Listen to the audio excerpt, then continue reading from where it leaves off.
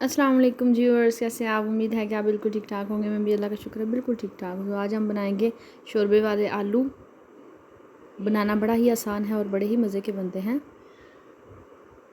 तो ये जी हमने पैन में डाल लिए हैं चंद जवे लहसुन के, और उसमें एक बड़े साइज़ का प्याज ऐड करके उसके बाद इसमें पानी ऐड कर देंगे।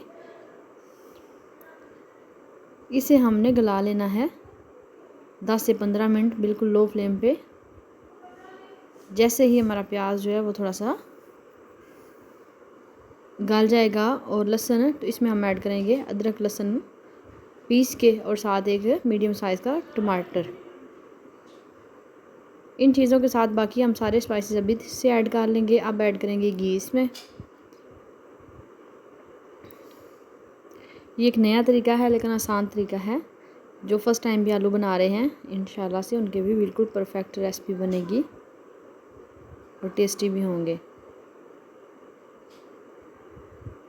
इस तरीके से जी हमने घी डाल के चमचा चला लेना है। हल्दी ऐड करेंगे इसमें हाफ़ टेबल स्पून। साथ ही इसमें हम ऐड करेंगे लाल मिर्च हाफ़ टेबल स्पून। आपने अपने टेस्ट के अकॉर्डिंग ये चीज़ें ऐड करनी है। और अब इसके साथ ही हम ऐड कर लेंगे जी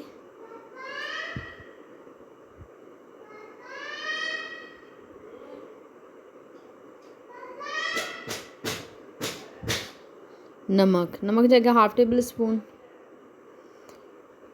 1 टेबल स्पून के करीब इसमें नमक जाएगा।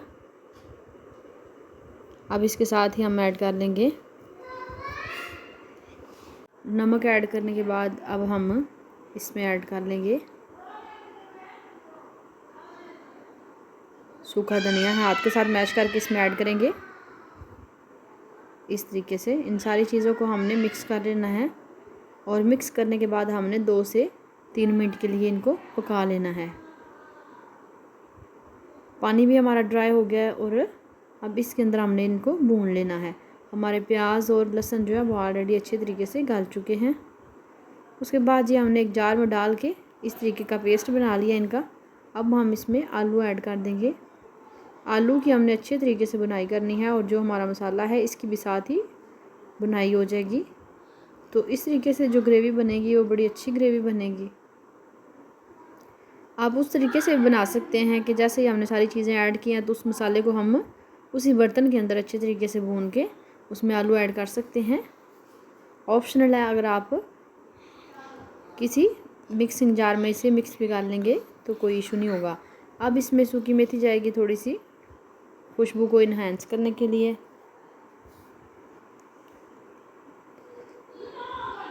अब हमने इनको थोड़ी देर के लिए भूनना है ताकि जो हमारा मसाला है वो घी भी छोड़े और अच्छे तरीके से भून लेंगे इसको हम, और आलू भी हमारे इसमें अच्छे तरीके से भुन जाएंगे।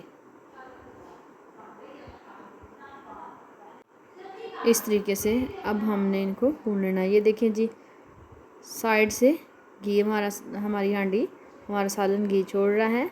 इसे हमें थोड़ी देर और पकाना है। पकाने का मकसद ये है कि इसे हमने अच्छे तरीके से भून लेना है। बाकी जो स्पाइसेस वगैरह इसमें ऐड किए हैं, जो भी किसी किस्म की स्मेल होगी टमाटर वगैरह की, वो भी रिमूव हो जाएगी। इसलिए बुनाई लाजमी करेंगे। तो ये देखें जी, हमने इसकी बुनाई कर लेनी है। जब ये 4 से 5 मिनट अच्छे तरीके से हम इसको भून लेंगे तो उसके बाद हम इसमें पानी ऐड करेंगे। तो ये देखें जी, इसकी बुनाई बड़ी ही अच्छे तरीके से हो चुकी है। इस टाइम पे आके हम इसमें पानी ऐड कर देंगे। पानी हमें इतना ही चाहिए कि इसमें रोटी के साथ हम इसे खा सकें और हल्की सी इसके अंदर ग्रेवी हो। तो अब हम इसे थोड़ी देर के लिए पका लेंगे ताकि हमारे आलू भी गल जाएं। 5 से 7 मिनट पकाने के बाद इसमें हम थोड़ी सी काली मिर्च और थोड़ा सा गरम मसाला ऐड करेंगे। इससे ये होगा, इस टाइम पे ऐड करने से ये होगा कि इसकी खुशबू बहुत अच्छी आएगी। और टेस्ट और फ्लेवर भी बहुत ही अच्छा होगा।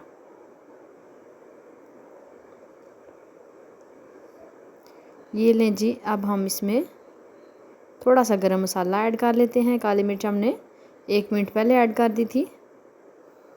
और अब हमारा सालन जो है वो बिल्कुल पक के तैयार हो चुका है। अब हम इसे सर्व करते हैं। तो ये देखिए ऊपर से धनिया सा स्प्रिंकल किया।